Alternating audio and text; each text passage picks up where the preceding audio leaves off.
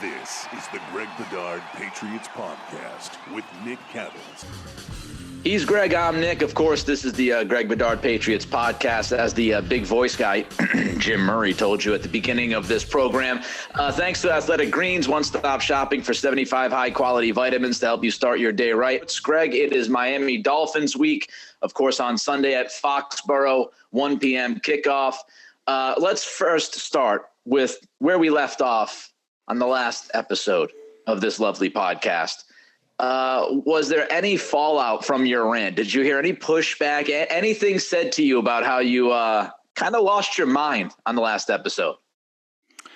I would say it's interesting. I mean, I think it's a lot like politics these days. Mac Jones, the Patriots offense, Bill Belichick, everybody's sort of split in their camps. So, probably 50-50. Some people saying thank God somebody finally said it.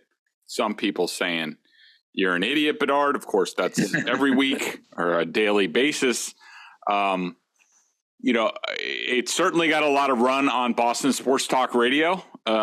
So that's good for us. Glad to provide quality programming during the lean winter holiday weeks when not a lot of regulars are in studio.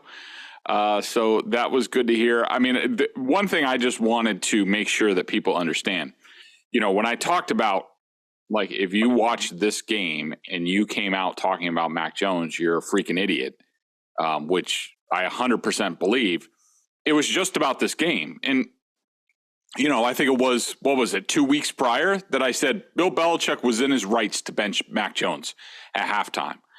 I would just tell people and listeners to our podcast, and I'm sure those that are still listening, those that didn't unsubscribe during my rant, are the type of people who they come here, Nick, because you and I tell it like it is. This isn't fantasy land. We're not here to sugarcoat it for you. We're to give you the truth about your football team. And sometimes that means really good things. Sometimes that means Belichick calling you? Go Belichick right now. Calling me to yell at me. And we give you the truth. So, I mean, just because it's okay to say that Mac Jones was good in this game, especially once they open it up in the second half and the tight ends went out and they finally played Kendrick Bourne. It's okay to say Mac Jones played well in the second half and you want to see more of that. That doesn't mean that you have to change if you believe that Mac Jones isn't the guy for the long-term future of this franchise. And that very well may be. I think both of us are sort of in the category that we think he has a pretty good chance of being a franchise quarterback, but we don't know. Last year he was a rookie. This year he's put in tough circumstances. Who knows what's going to happen next year? But, just because I was a little bit harsh on this game, it doesn't change anything. You can have a different opinion about Mac Jones week to week. You don't have to be locked into your take on Mac Jones or I believe this, and you don't have to be take cornered as they might say. So that's just sort of what I wanted to clarify, that my comments were about this game. There are certainly other games, was that the Raiders game where he lost it at the goal line? I think it was. Yeah. And I thought he should have been. I would have benched him if I were Bill Belichick in that game, and he didn't. So we just try to keep it real around here, and I hope people appreciate that. Keeping it real. That's what we do. And by the way, I think that there is one take. I'll be take cornered all day long on this one. I just don't think you can evaluate Mac Jones this year. And it's not to say that he's blameless. It's not to say that, he's the end all be all and he's going to be the franchise quarterback for the next 15 years. It's just, if you look at Mina Kimes, tweet yesterday, and we've talked about it, these guys running into each other, the spacing, Lombardi absolutely roasted the play calling this week, talking about how it's, it's just plays, right? It's not necessarily like an offense. It's just calling plays. And so I just think it's impossible to evaluate Mac Jones this year based off of what he was given or what he wasn't given. And so I'm not telling you he's the end all be all. I'm not telling you he stinks. I'm just saying that he was not supported. And I don't know what quarterback, I tweeted this yesterday at Nick C Radio. I tweeted yesterday, quote tweeted Mina Kimes. I don't know what NFL quarterback, if there is one, that would play well or really well consistently week in and week out, given this team's incompetence around the quarterback position and on the coaching staff. So I think, the jury is still out on Mac Jones. All right, let's look at the injury report, Greg, because it is not great.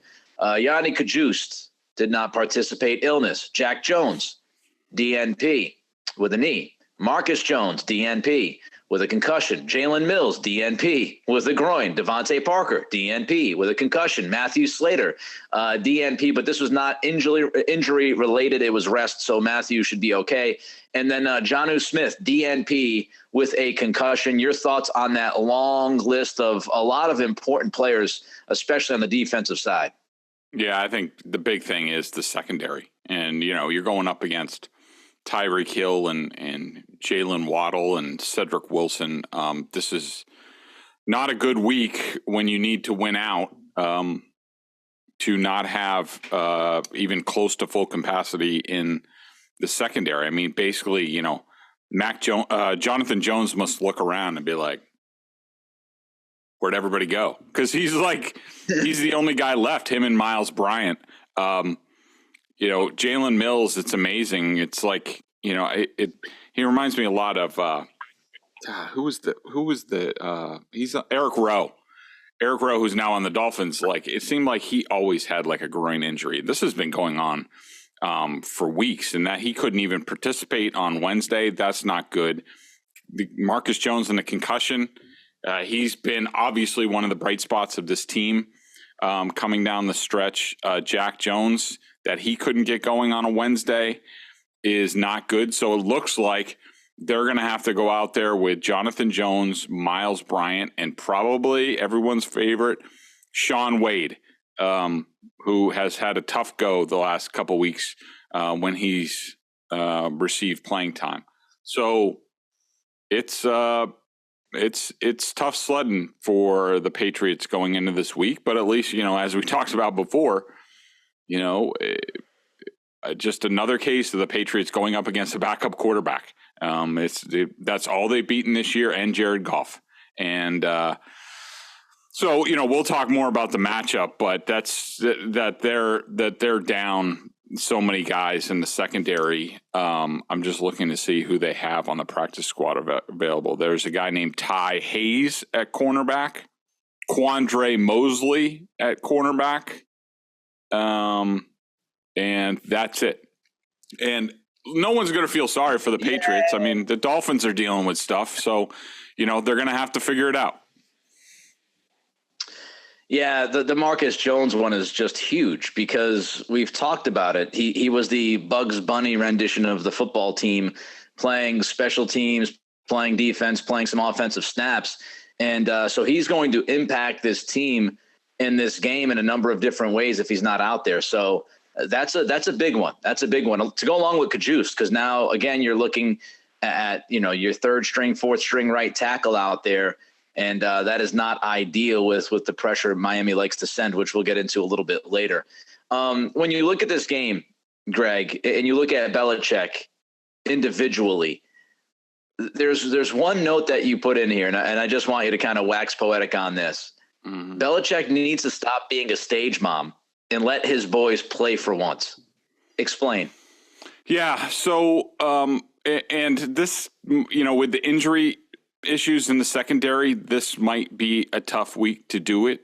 But, I think that watching the Patriots this year, I think it's been obvious, certainly on the offensive side of the ball, that you look at it and they've just, when they've gone against teams that they think they're going to get pressure against, or they might not match up well with up front, they just get scared to death, and you see the quick game and a bunch of screens. I mean, even against the freaking Arizona Cardinals, they're screening to death because, the Cardinals might blitz. I mean, this is professional football, okay? So we've seen it on the offensive side. It's been there throughout the year where they're just like, and it's obvious that they have concerns about the offensive line. And increasingly, it's been happening on defense. And I understand it's a little bit out of context or probably not germane to the discussion because they have so many injury issues going on there. But here's the thing. Anybody that they're going to play this weekend, Jonathan Jones, Miles Bryant, Sean Wade even. This is a guy that they traded for, in the middle of camp 2 years ago. These guys have been here. These are professional football players.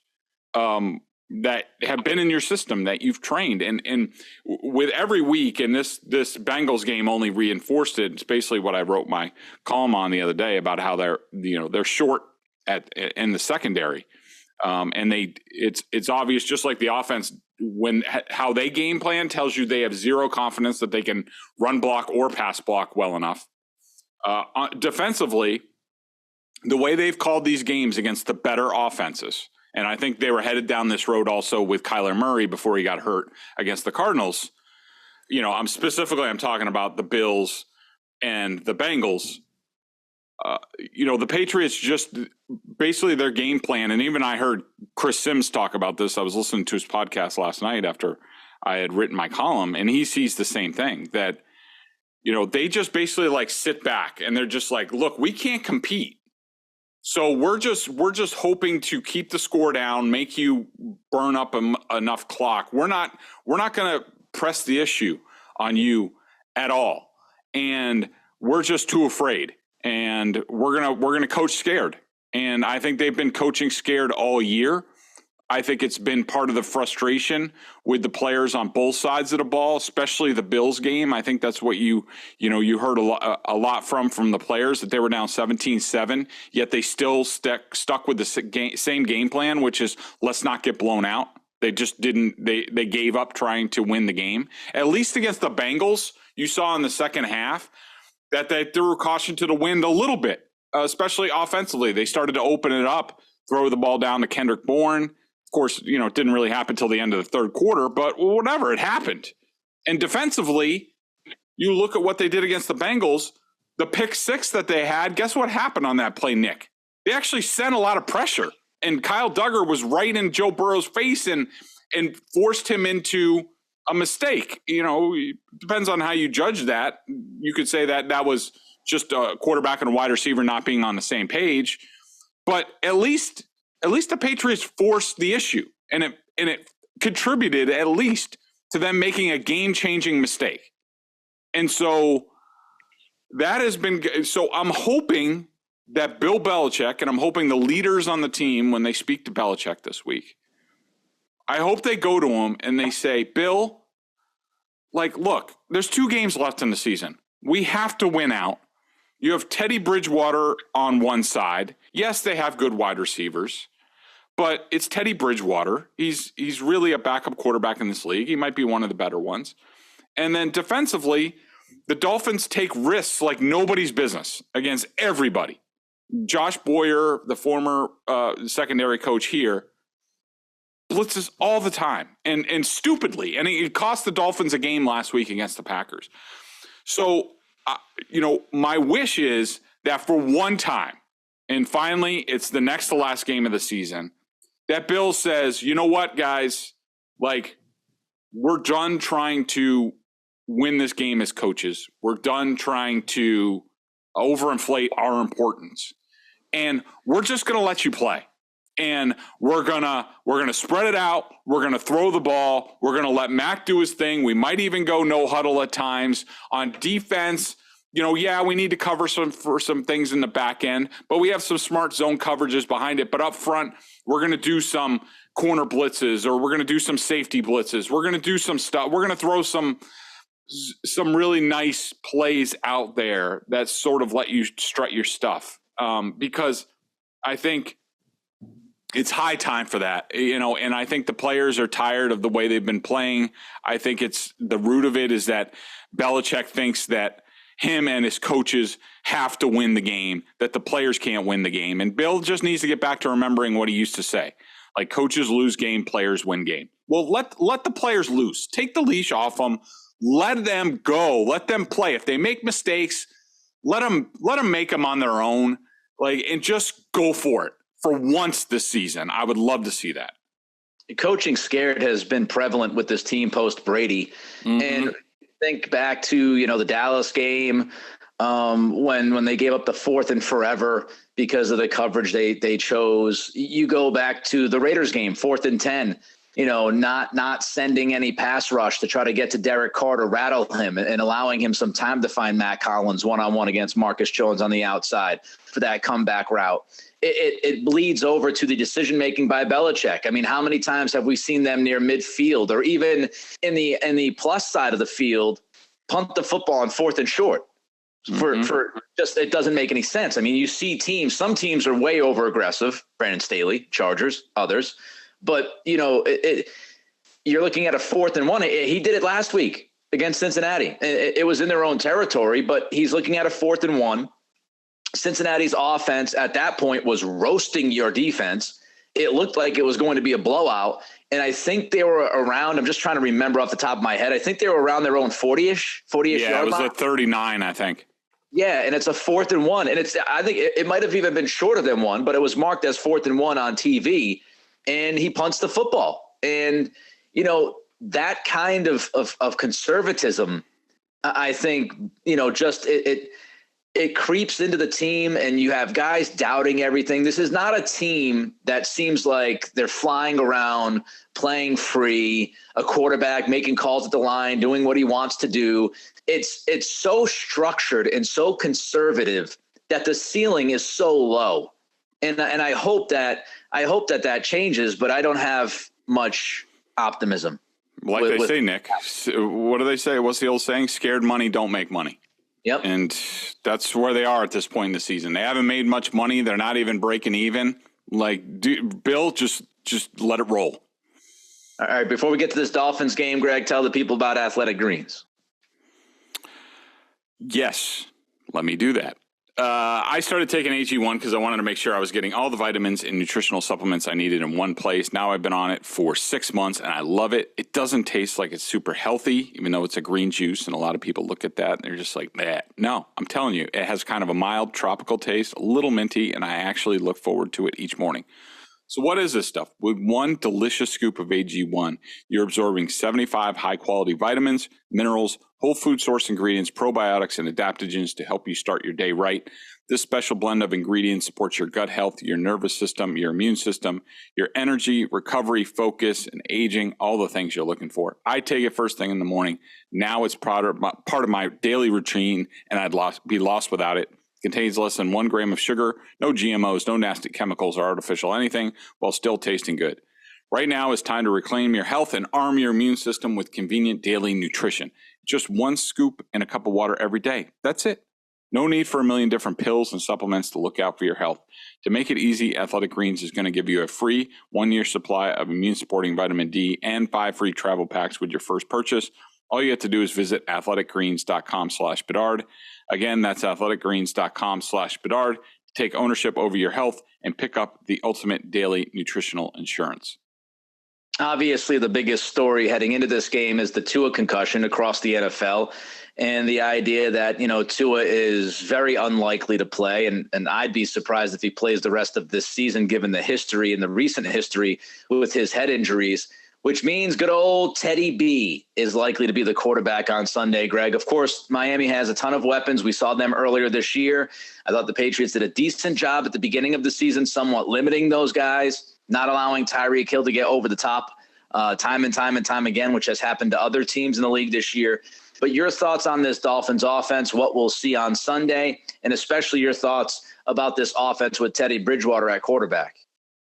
Yeah, I mean, Tua is definitely out for this week. We'll see whether he's back this season. I think his concussion in hindsight now explains a lot because the way he played in the second half of that game was it was puzzling, especially the last interception. They were just like, dude, that was pretty simple cover 2. Like, what are we looking at? That's like, sort of day one stuff. And, he's just throwing balls right at people. About the first matchup, because I have heard people, even like Mike Lombardi, talk about like, well, Belichick knows how to play these guys. He stopped them. They did limit them. But let's also remember that was the first game of an entirely new regime. I mean, a new coaching staff, a new offensive staff. Tyreek Hill was new to the offense. So they're a long ways from that. And, while I do still think the Patriots have always known, even when it came to when Tyreek Hill was on the Chiefs, they knew how to play him, and they'll always keep somebody over the top of him. They will try to limit him to, 10 to 15-yard catches and try to tackle him immediately. The Patriots are still a pretty good tackling team.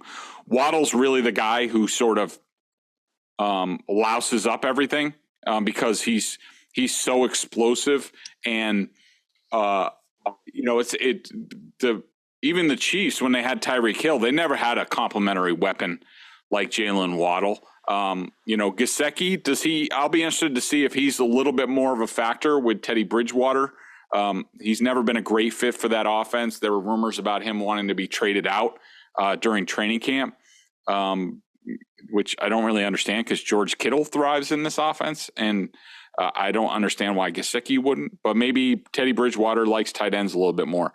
I think the big thing is with the Dolphins offensively, they don't run the ball very well. They don't, and that's the thing with the whole Shanahan McDaniel scheme is it's really supposed to be a run first, coolest run offense in the league type of thing. And they just haven't run very much. They get way too pass happy. To me, that plays in to what the Patriots kind of want to do with their pressure up front. And I think, the big thing is going to be if the Patriots are going to win this game, they're going to have to dominate up front with the pass rush. And the Dolphins offensive line is okay. It's limited. Eichenberg is back at left guard. He's been okay even before he got hurt. He was just okay. I would say the right tackle, Brandon Shell, has been, a weakness for them. Armstead, he's a veteran guy. When he's right, he's really good. But, how healthy is he at this point? So I think when you look at the Patriots defense against the Dolphins offense, they're going to have to affect Teddy Bridgewater. He's the type of guy that he's not going to make a lot of plays off platform. He's kind of a sitting duck back there. He can move a little bit, but the Patriots need to have, Matthew Judon, Josh Uche, Christian Barmore, Dietrich Wise. They all need to have their best game if their pass rush can limit the weapons of the offense, then that's a winning formula for the Patriots. Yeah, you got to let your pass rush eat on Sunday and throw an occasional blitz at them if you'd like, or multiple blitzes at them. But I agree with you. Uche, Judon, Barmore, Wise, anybody else on that defensive front, it's going to be critical for them to get the pressure and for them to rattle Bridgewater and get him off schedule, because he is an on-schedule quarterback. He does not love the idea of, expanding plays, and he's not going to do the spectacular. And especially with the secondary, all the question marks with the injuries at the third level for this defense. I mean, even with Bridgewater, if you give them time with these weapons and that speed against this secondary, if it's as banged up as it looks like it's going to be, it could be a long day for the defense. So that defensive front is just so vital to the Patriots having a chance to win this game on Sunday. Offensively, we've covered that. Now let's look at defense. Josh Boyer, you mentioned this a little bit a few minutes ago, Greg, but he loves to blitz. He loves to blitz, and sometimes that has bitten him in the tuk-tuk. Oh, for sure. I mean, to me, it's one of the big problems with this Dolphins defense that, and it's funny because Boyer came from New England where they hardly ever blitz, and now he goes down there, and I just couldn't believe what they did in the second half against the Packers. I mean, the Dolphins had that game. They had complete control of that game. And yes, Tua's turnovers were a huge problem in that game and ultimately cost them. But, blitzing Aaron Rodgers is not a smart thing normally ever, and it wasn't in that game. And Boyer just kept doing it, and it killed that team.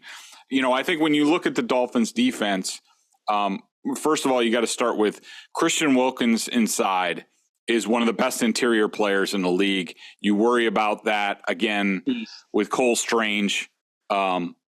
hopefully he gets matched up more with Onwenu in this game. If I'm the Dolphins, I'm just putting him over Cole Strange. Christian Wilkins always kills the Dolphins. The Patriots. He always has great games against the Patriots. But I think if I were the offensive coordinator for the Patriots going into this game, I would have a couple goals. Number one, we're going to run inside, and we're going to stick with the run, and we're going to double team Christian Wilkins at the point of attack.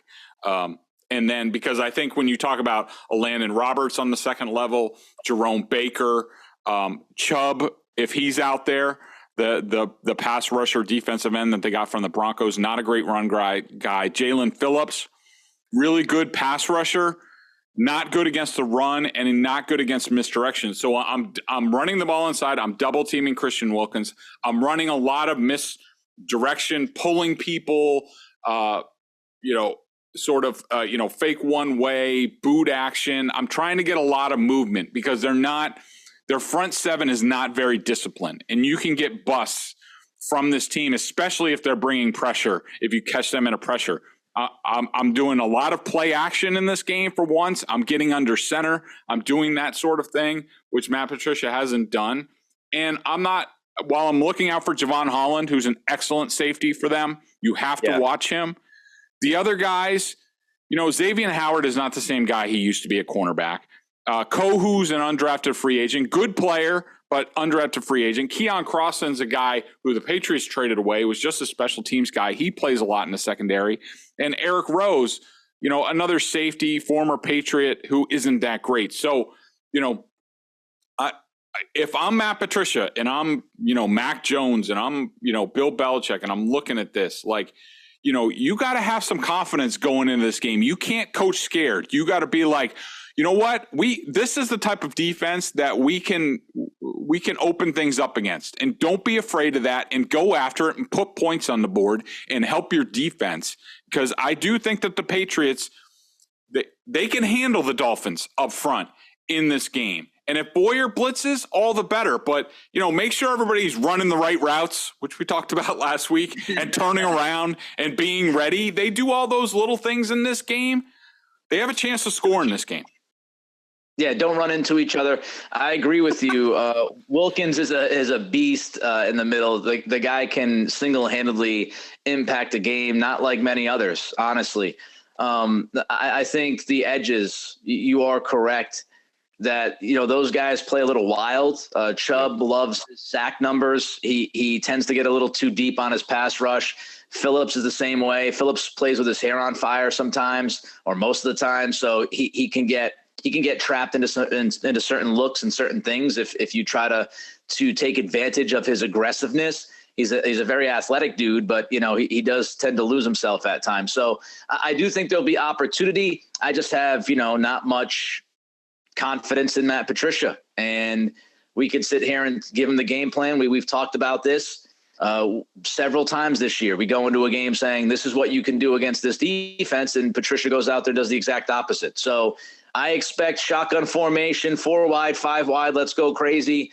Probably 6 to 7 screens, 1 or 2 play action attempts, and not double teaming, Wilkins. That's what I expect from Matt Patricia. I expect the worst and hope for the best. Right now, I want to bet the under on the Red Sox. I don't know what the hell Chaim Bloom's doing. What are you doing? Chaim, what are you doing? You had almost $100 million to spend this offseason, and you continue to shop for blue light specials like Corey Kluber.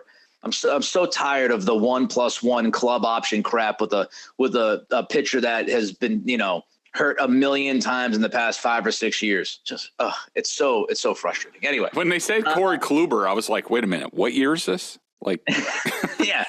Yeah, they're like, he went 10-10 with the Rays last year for like a 4.4 ERA. Yeah. Fantastic. James Paxton. I mean, this is a Chaim Bloom special. Let's get to the pick. So Patriots are favored -3. I would wonder what the number would look like if it was Tua. I'd imagine. Yeah, it opened Dolphins like -2, I think, and it swung all the way back. Yeah, I'd imagine that if Tua was playing, the Dolphins would be favored in this one. But Patriots -3, Greg, the over-under is 41. If you're just joining us on the podcast, well, welcome in. Thank you. The water is warm. Enjoy your time. And secondly, when we look at against the spread, I am 13-2 and Greg is 12-3. So now the pressure's on. 2 more weeks. We got to get these picks right. Patriots -3, Greg. So let's start with the weather forecast because that's always important this time of year. I'm looking at AccuWeather. They're saying, and by the way, it's gorgeous out here today. It almost feels like I'm ready to go out in shorts and throw the baseball and softball around. But wow. It's supposed to be 54 degrees. It's supposed to feel like 47. Wind, it looks like it's going to be a little bit of a factor. It says the wind sustained 16 miles an hour, wind gusts 31 miles an hour. So, you know, between Teddy Bridgewater and Mac Jones, not exactly two guys who cut the wind with their throws. So that'll be interesting to see, who that favors. I think both have the ability to run the ball. I would say Stevenson's the best running back in this game. This game is tough to call. I mean, it really is. And it's sort of like you have to believe that, like you just said, you have to believe in Matt Patricia in this game. And that is a tall task for anybody. That he is going to throw caution to the wind, that he's going to be able to beat Josh Boyer at his game. Even though, the Dolphins have sort of had their way with the Patriots lately in this matchup. It doesn't really matter who's coaching or who's quarterbacking. You can go back to Ryan Fitzpatrick and, what was that, 2019 or 2018? When he came in here, final game of the season, Patriots had the number 1 seed or home field advantage on the line, and Ryan Fitzpatrick, torched the crap out of them in that game. And 2 is 4-0 against the Patriots. I just think at the end of the day, I think it's easier for the Dolphins to score in this game to get to, say, 27, 30 points than it is for the Patriots to keep pace. Like I said, I think you have to believe in Matt Patricia, and I don't see why in week 16 that's all of a sudden going to happen. Could it happen? Absolutely. I do. I think, if the Patriots risk a little bit on both sides of the ball, I think they can cause turnovers. They can get short fields. They can do some things. I think they can go toe-to-toe with the Dolphins in this game. But I just don't have a lot of confidence that Bill Belichick is suddenly going to change his stripes, that Matt Patricia is suddenly going to call a masterful game. So, for that reason, I'm going to go with the Dolphins by 3 in this game. So you're going push. No, you're going, okay, never mind. Yep. Yeah, you're going Dolphins by 3. Okay. So, I feel a lot of the same way that you feel. I think the Dolphins are beatable. Mm-hmm. I think this is a very winnable game for the Patriots. I think they're beatable with Tua, frankly. Yep. But I just haven't seen it enough from the Patriots consistently, especially on the offensive side. And with all the injuries in the secondary, I just have no idea, unless they have an all-time fantastic game up front, which is possible. I just don't know how they are able to slow down Waddle and Hill consistently in this game and not give up a couple of chunk plays, and all of a sudden you look up and Miami scores because you blew a coverage here, you blew a coverage there. I don't trust this secondary with all the injuries and with the talent on Miami. I would go with Miami as well. And I think it's going to be a close game. I'll go, Miami by 6. I could feel maybe like a 24 to I'll go 24-17. So I'll go 7, Miami by 7. But again, this is a winnable game. If I had confidence in Patricia to go out there and do the right things, then I would say, yeah, the Patriots will be able to score 24, 27, 30 points against this defense. I just have zero confidence in Matt Patricia. So I'll roll with the Dolphins. Before we head out of here, BSJ member question of the day, annual plan. Don't forget $39.99, BostonSportsJournal.com. All the great Boston sports coverage. Greg has his weekly chats. He breaks down the film as well. And this week's question, Greg, we'll just throw it out there. It's Derek Carr. Derek Carr was benched officially yesterday by the Raiders. McDaniel said there is no finality to this move. Derek Carr was out of the facility within 10 minutes. I think it's rather obvious that Derek Carr will not be a Raider next year. just your thoughts on the decision to move by Josh McDaniels with 2 games left. Yeah. So as everybody knows, I've watched the Raiders film all year. I've graded the Patriots, the Raiders film. I don't take quite as much time on it as I do with the Patriots film, but still I have a pretty good, I know what's going on there and what's on film. And I also worked for about 6 months for the Las Vegas newspaper. And part of my deal, I saw Derek Carr's 2019 film. I had also, to prepare, I watched his 2018 film. So I know Derek Carr pretty well. I've seen a lot of him on film. And look, this is the bottom line. And this is putting out aside, any feeling Devontae Adams or Josh Jacobs or whatever. And as a head coach, you need to factor in that stuff. But here's the bottom line. The bottom line is Josh McDaniels tried to make this work. I thought a lot of their game plans were on point. I thought that there were, even in this last game, there were plays to be made. This is similar to where I was in 2019 with John Gruden, when I almost wrote this exact column for the Vegas newspaper saying like they have to decide on Carr, because you can look at him either way. There is stuff there on film that you're like, oh, this guy's pretty good. There's a lot of stuff there that says he's never going to get it. And to me, after my history with Carr, watching him this year, it was over. He's not the long-term quarterback. The bottom line is he's not the long-term quarterback for the Las Vegas Raiders. The McDaniels and Ziegler made an honest effort. They tried to make it work. They even went out and got Devontae Adams, his college buddy, probably to make sure that, hey, at the end of the day, people couldn't say, well, he didn't have any weapons, or he didn't have this, or he didn't have that. At the end of the day, and they didn't have Waller, they didn't have Rent for the whole season. I understand, but there was enough there in that offense for them to be a lot better. And a lot of their losses, including this last one against Pittsburgh, Derek Carr was the major problem. That he missed plays, that he turned the ball over too much, and it was clear that after this game, and it has been rapidly deteriorating this year how poorly Derek Carr has played in this scheme, that it was obvious that he was not going to be the quarterback for next year. They have enough evidence. So then what do? Do you just play out the string? You have a responsibility to the organization. I assume Mark Davis, when you make a move like this, Josh McDaniels has to go to Mark Davis and say, look, Mark, this is what we're going to do. Carr, we have our answer now. Carr is not the long-term quarterback for our team. We tried to make it work. It's not going to work. And if I'm Mark Davis, I'm saying, well, if that's the case, I don't want to be on the hook for $40 million next year. So sit him. Tell him that he's going to be inactive for the last 2 games. That's not ideal the way it went down, but I don't see what other reality really was out there. And here's the other side of the coin, Nick, or the other factor in this is, what the Raiders are going to do at quarterback now. I mean, They have to, when you make a move like this with the talent, and Josh Jacobs is going to be a free agent. Who knows if he's back? I doubt he will be. I think the McDaniels and Ziegler are of the type like the Patriots, like they're not going to overspend at running back, even though they love Josh Jacobs. I love Josh Jacobs. He's phenomenal, but running backs have a shelf life. They can't just bring in like some rookie quarterback. They can't just trade for Mac Jones and bring him in.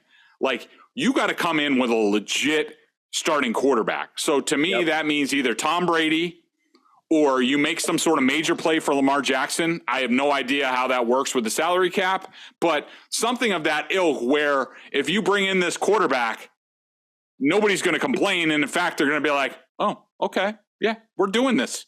And that's the only way this thing works. If they don't get the quarterback, then it's going to be a rough go. But to me, on film, they had to make this choice. It's awkward the way it went down. I don't see many alternatives. And now it's all about they got to find the next quarterback. And if I'm them, I'm bringing in Brady for 2 years. I'm using my decent draft pick this year to find the next quarterback. He sits for 2 years behind Brady, learns, and then they're off. That's what I do. Few thoughts. Number one, I don't think McDaniels or Ziegler were ever in love with Derek Carr, and that's why they structured the contract the way they structured the contract, where, it's very easy to get out of this deal. You've just got to make the decision quickly, which is going to make it tough to trade him because I think it's like 2 or 3 days after the season's over. Yeah. You got to make a decision there, and it's obvious he's not going to stick around. So they have to have a trade lined up as soon as the season's over, pretty much. So we'll see if that comes to fruition. But when you structure the contract the way they did, that tells you they did not love the guy. They were not fully committed. They were going to see if it could work, but they weren't fully committed at any point to Derek Carr. And that began with that contract. I would also say that good news for Jarrett Stidham. You get to start 2 NFL games. Bad news for Jarrett Stidham. Those 2 games are against San Francisco and Kansas City. So good luck with that. This is pretty much Tank City, USA now for the Raiders, I think, or at least it should be. They now currently, I think they sit at like 9th in the draft. If they lose the next couple of games, they might climb a couple of spots, which would give them the opportunity, as you mentioned, Greg, to find that quarterback of the future and hopefully be patient with him, dependent on what you do in the offseason via trade or free agency.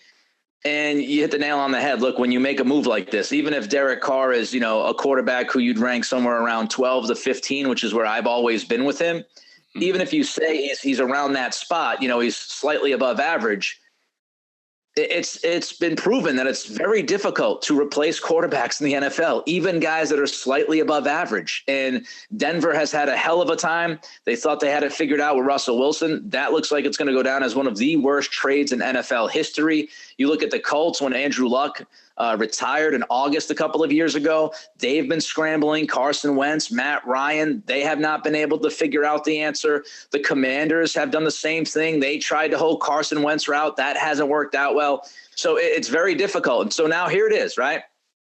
I have no problem with them cutting bait with Derek Carr at this point because, hey, if you're not going to have him next year, if you don't believe in him, then just do what you're doing right now. You might as well. You've got nothing to lose. So, when you look at it, and also one thing is if Derek Carr got injured in one of these last 2 games, like $40 million would have been guaranteed to him. So The worst thing you could do is play him knowing that he's not a part of your future. And then, my leg the last week of the season. And then the guy gets $40 million guaranteed. So, you look at this though, and now it's up to the trio. It's up to Mark Davis. What's he willing to spend? Does he have the money to spend, which has been questioned? It is up to, Dave Ziegler to evaluate the players and get the right guy. And it's up to McDaniels to be able to coach that guy, because when you make this move, you have to get an upgrade. If you do not upgrade at the quarterback position for 2023, then you did it wrong.